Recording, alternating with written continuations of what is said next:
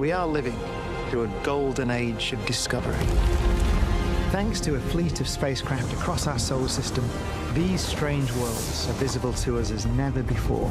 Each one as surprising and beautiful as our own. Welcome to the solar system. Press red for all episodes on BBC iPlayer.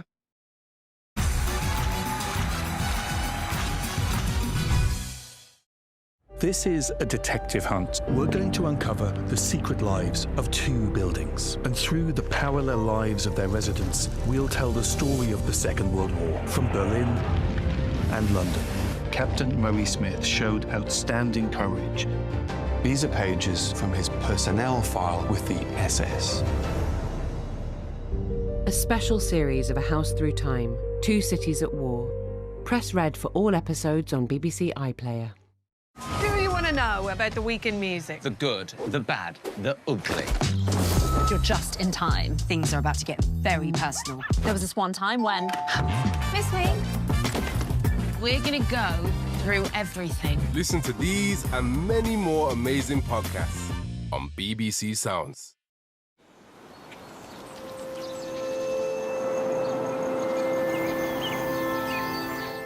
Now the Tea Time News on BBC1 with Jane Hill.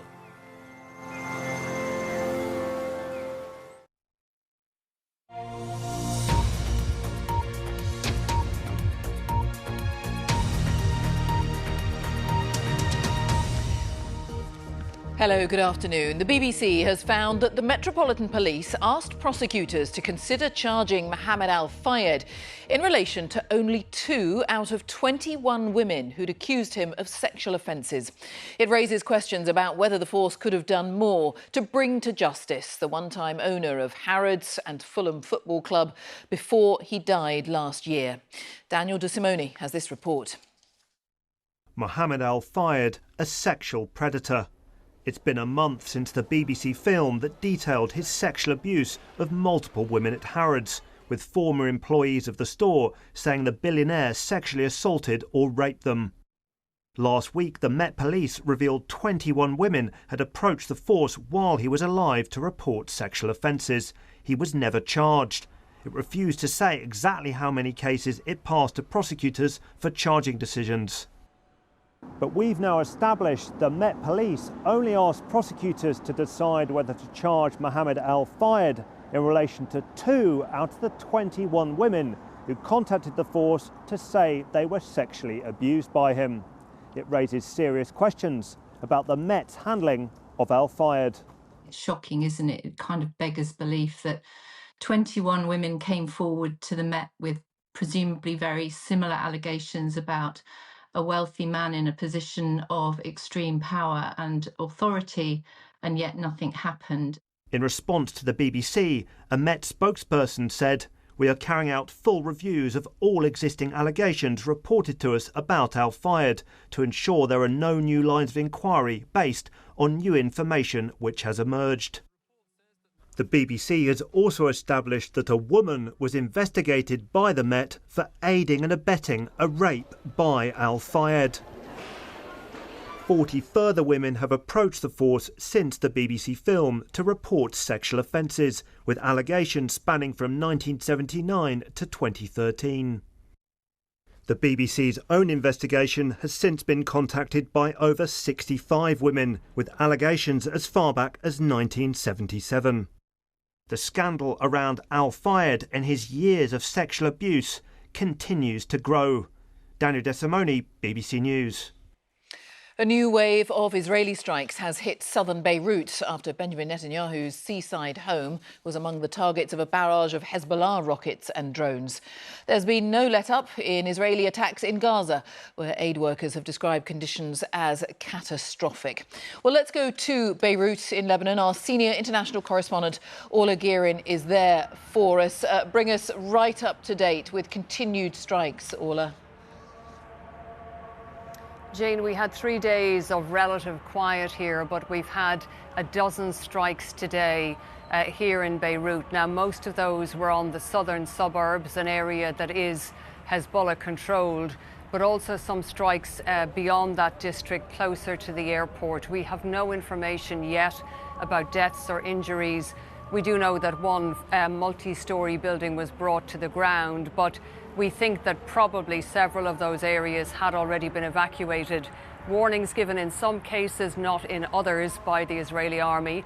And one warning was given with only minutes to spare before the attack took place. So clearly insufficient time for anybody who was in the area to move if they were still there. And then we had the drone attack taking place in Israel. Now, the Israeli military say 3 drones were targeting the coastal town of Caesarea. They say 2 were intercepted, 1 got through and hit a building. We do not have confirmation yet which building was hit, but we know from the spokesman for Prime Minister Benjamin Netanyahu, he has said the Prime Minister's house was targeted. He didn't confirm it was hit, he said it was targeted, but he also said that the Prime Minister himself was not there at the time. But certainly strikes today in Lebanon, the drone attack in Israel, more strikes in Gaza, continuing war across the Middle East and continuing death tolls rising. Here in Lebanon, strikes in the Bekaa Valley have killed 3. Orla, thank you so much. Orla Gear in there. Liam Payne's sister Ruth has paid an emotional tribute to her best friend, as she called him, speaking publicly for the first time about the One Direction star since his death. Liam Payne died on Wednesday after falling from a hotel balcony in Argentina. His father, Jeff, is now in Buenos Aires and has been reading some of the messages and tributes left by fans, as our correspondent Ione Wells reports. Fame turns the most private battles into the most public spectacles. The struggles Liam Payne once faced, the grief his family now endures. His father, Jeff Payne, was visibly moved to read tributes outside the hotel where he died, greeting and thanking emotional fans. His car was followed to the hotel by Argentine media, who streamed the whole thing live on television. The family had asked for privacy. When he arrived, fans created a wall between him and the cameras, which they said was to give him space. We can do like a little barrier, and all the media was behind, so I'm really sorry for all the media, international media, national ones, that were behind us. We were just trying to give him a moment with this, nothing more.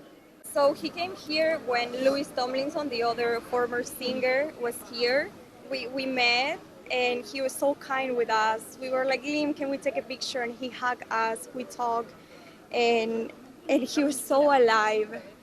And this was just 5 months ago. I will never imagine this ending. It's not yet clear exactly when Liam Payne's body will be repatriated and brought back to the UK so his loved ones can give him a proper goodbye. But even after that happens, investigations are continuing here in Argentina into the exact circumstances surrounding his death, and the results of those could still take some time to be published. Today, his sister Ruth Gibbons paid tribute to him. She said Liam was her best friend. She added, "I'm sorry I couldn't save you. I need you to know I'm here if you need anything. I'd drive to the end of the universe to bring you back." The more publicly someone lived their life, the more their fans here feel like they really knew them. An illusion perhaps, but one that makes this loss feel personal for many. Ione Wells, BBC News in Buenos Aires. Here, in the run-up to the budget, government sources are insisting that a possible continued freeze on income tax thresholds wouldn't break Labour's manifesto promise not to increase taxes on working people. Not raising thresholds in line with inflation means more people are brought into the tax system or into higher rate tax bands as their wages rise. And that could bring in as much as an extra £7 billion a year for the Treasury. Let's talk to our political correspondent, Helen Catt. So much talk about all of this. Explain exactly what's going on here, Helen. Well, the wider context to this is that Rachel Reeves is looking to find tens of billions of pounds in her budget next week because she says there is a black hole in the country's finances. But she's hemmed in how she can do it by the promises that Labour chose to make at the election on tax, that they would not raise income tax, national insurance or VAT. So there are reports that she is considering extending that freeze that the Conservatives brought in on the thresholds, the points at which you pay the different rates of tax. tax for longer than is planned. Now, the benefit for governments of raising tax in this way is that you can raise quite a lot of tax without people noticing as much as if you jacked up the rates. And Labour sources, as you said, are suggesting that it would not break that manifesto pledge. Now, we should say the BBC did ask her specifically before the election if she would promise not to freeze thresholds, and she didn't. But the wider risk for the government, I think, if she does do this, when you're sort of looking at the words of the manifesto, the wider risk is that people look at this and wonder if it's consistent with the spirit of the pledges that were made about not wanting to increase taxes on working people. We will see. Thanks for now, Helen Catt, our political correspondent. Russia's ambassador to the UK, Andrei Kelin, says the idea that his country was involved in the Salisbury poisonings in 2018 is nonsense. An inquiry is underway to examine how Dawn Sturgis died after receiving a fatal dose of a nerve agent, which was blamed on Russian agents. The ambassador has been speaking to Laura Koonsberg. There is a clear view that the truth from 250 British detectives, from the UK government, from the US government, from the French, the German, the Canadian governments, all of whom have said that Russia was behind this attack. Too many governments are involved. Do they really take advice of each other? It is so. This is nonsense, really. And I really do not want to discuss it further because it has been explicitly explained during all these years. Russia's ambassador to the UK there, and you can see the full interview with him tomorrow morning at 9 on Sunday with Laura Koonsberg. Now to football, and Tottenham are back to winning ways in the Premier League. They came from behind to beat West Ham 4-1 at the Tottenham Hotspur Stadium, as Joe Linsky reports. Ange Postecoglou's had 2 weeks to dwell on it. In his Spurs team's last match, they led 2-0, but Joe Linsky, BBC News. That's it for now. I'll be back at 10:05. Have a good evening. Bye-bye.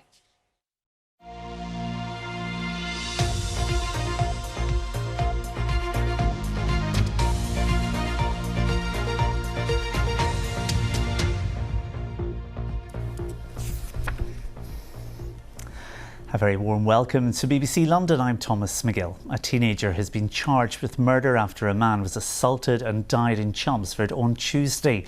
30-year-old Kieran Shepherd died following the attack in the Great Baddow area of the city. 2 other men aged 19 and 20 arrested on suspicion of murder remain in police custody. An investigation into the whereabouts of a 39-year-old nurse who has been missing for over 2 weeks is continuing. The Met say Daniel Alvarez was last seen in Stratford on the 3rd of October and is believed to have travelled to Eltham. It's thought he has links to the Portuguese community. Environmental groups say they're very concerned about the number of dead swans and other birds being found along a stretch of the Grand Union Canal in West London. 45 have been discovered in the last 3 weeks, but it's still unclear if it's due to avian flu or something in the water. And a warning, you are about to see images of dead birds in Victoria Holland's report. I've been walking along the canal here, and as of about the last 5 to 6 weeks, there's been an awful lot of dead wildlife turning up. Just on this 1.5 mile stretch between us here in Northolt and Southolt further downstream. Anthony Kachaturian lives beside the Grand Union Canal in Northolt. He's been documenting the growing number of dead birds he's seeing and is increasingly concerned. Somebody needs to step up and say, hey, we're going to look at this and we're going to get to the bottom of it. Be that DEFRA, be that the Environment Agency, be that the local council, sort this, stop it. The charity Swan Support has been called out to collect some of the dead birds. It's been communicating with DEFRA, the relevant government department. In the last about 3.5 weeks, we picked up 25 swans, 15 geese, 3 ducks, 2 coots and 1 moorhen. It could be a toxin in the water, it could be botulism. At the moment, the last lot of results that came through yesterday were negative for avian influenza, but DEFRA still will not rule out bird flu in the other birds that they've still got to test. The The Animal and Plant Health Agency told us they are investigating these deaths as part of their wild bird surveillance project.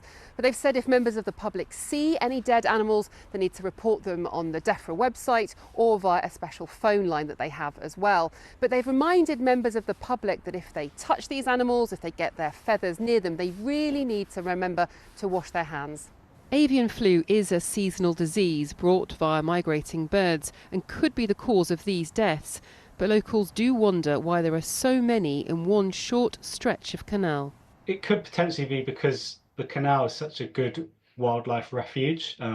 Basically through an urban area, there's large concentrations of birds come into contact with each other. It's hoped more test results could bring answers soon. Victoria Hollins, BBC London. Fines for throwing litter in the streets are set to more than double in Greenwich from Monday. At the moment, the fine is £85, but that will go up to £200. The council says it spends £6 million a year on street cleaning.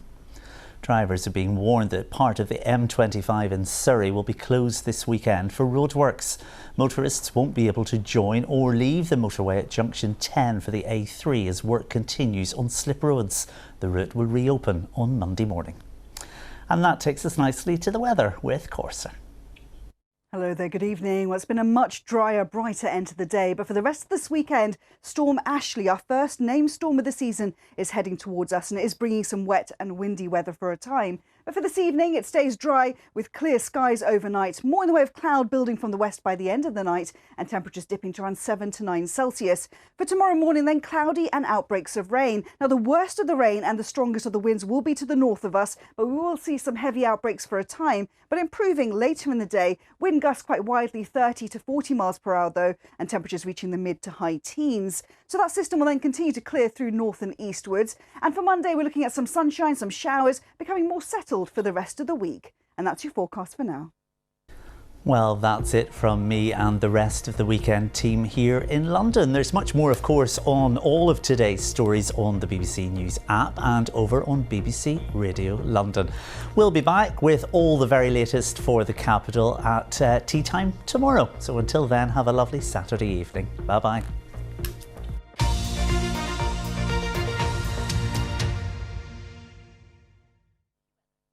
Hello there. Today in the sunshine was quite literally the calm before the storm, because tomorrow we get our first named storm of the season. This is Storm Ashley. It's really going to whip up the winds, widespread gale, strongest winds in the northwest and combined with some high spring tides as well. This is what's happening out in the Atlantic, and this low pressure developing into Storm Ashley, undergoing explosive cyclogenesis, so rapidly deepening. And the first signs of it will be showing with this cloud coming in from the west this evening, and that will bring some rain into western areas and strengthen the winds later in the night as well. It is going to be a mild night. If anything, temperatures tending to lift as the winds pick up later on. The wetter, windy weather to start the day on Sunday will be in the west, but this rain, maybe a little heavy, will sweep its way eastwards. It'll be followed by a spell of dry weather and sunshine, but near the centre of the storm, that deep low, we're going to find frequent heavy and thundery showers into the northwest where we've got the strongest of the winds. Yes, it's going to be a mild day on Sunday, but the strength of the wind really is the story. That's going to bring some disruption. These are the gusts we're expecting. Very quickly it gets windy through the Irish Sea and those stronger winds push into Scotland and Northern Ireland, combined with those high spring tides. There could be some coastal flooding. This is where we've got the amber wind warning from the Met Office. This is where the winds could reach 80 miles an hour. It'll still be windy across northern parts of Scotland overnight into Monday morning, and then the winds do gradually ease, and early next week is looking quieter, drier, but still rather breezy. Today we're looking at AI. Well, initially people thought it was just sci-fi nonsense, but it's banking, medicine, education, even my phone. Oh. Generative AI can now create art, music, even write his coursework. Yeah, so obviously I'm afraid about the impact on jobs, but I wouldn't let a robot do that. The big conversations begin today on Radio 4. Listen on BBC Sounds. Marcus Calderwood identified me before he died. A cop who smashed his car into a guy trying to save the planet. Why did he identify you? I don't know. There's a bigger picture. He likes to think he's controlling things. You don't know the whole story, though. Show trial. Press red for all episodes on BBC iPlayer.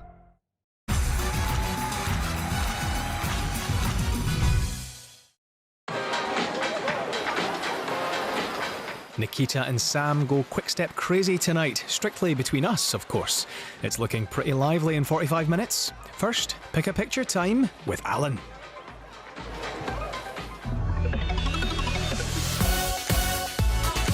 MasterChef The Professionals is back. The competition is on. That's the best I've seen in 10 years. That was so intense. Time to uncover a new culinary superstar. The new series of MasterChef The Professionals starts Tuesday the 29th of October on BBC1 and iPlayer. Hi, I'm Mabel. Watch me this week on RuPaul's Drag Race UK.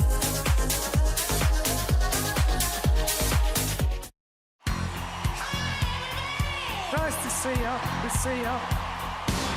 You're simply the best. Here we go. You ready? And we're not done yet. Check it out. You liked it, huh? Simply the best gigs, live in your living room. You could not be more perfect. Thank you. Friday nights this autumn on BBC4 and iPlayer. The wheel is back. Spin the wheel! Come on then! With more twists and turns than ever. Yeah! I've only just clocked that's a double check. I thought something like that would happen. You thought you were seeing double. It is exciting. What's next, Daddy? What's next? You're a fan of the Spice Girls? I was a little bit young. All right, all right.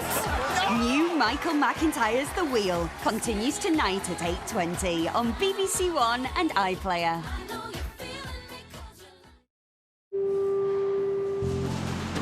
Hello, Scott with you here live. Welcome to Strictly Come Saturday now on BBC One.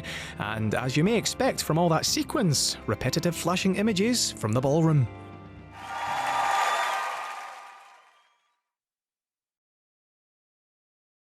Crank up the volume. Florence, Her Machine and a full Proms Orchestra kick off music night now on BBC Two. Then, marking 50 years since Queen's debut album, Roger Taylor drops in on Later with Jules Holland, back for a new series at 10 to 10.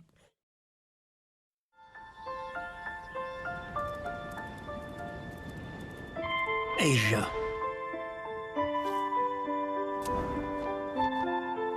The largest continent on Earth. Home to the most extraordinary animals.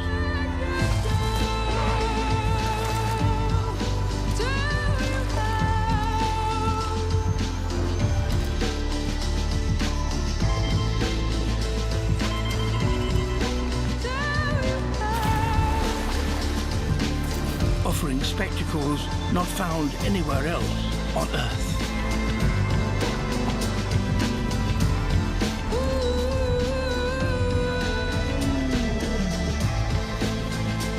Asia with David Attenborough starts Sunday the 3rd of November on BBC1 and iPlayer. Oh, sorry. Are you serious? You got jokes, yeah? Everybody happy? Yes. It's exactly the effect I wanted and more. Comedy to lift your mood on BBC iPlayer. You is a homosexual, Barry. I ain't no homosexual. I am a bisexual. They think they know me. Father of Donna and Maxine, husband of Carmel. What happened to us, Barry? 50 years, living a double life. You are a cheat, Barry. But not in the way that she think. Mr. Loverman. Press red for all episodes on BBC iPlayer.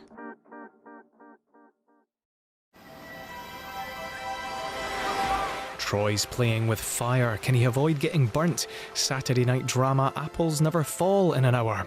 After a comedy spin with Michael.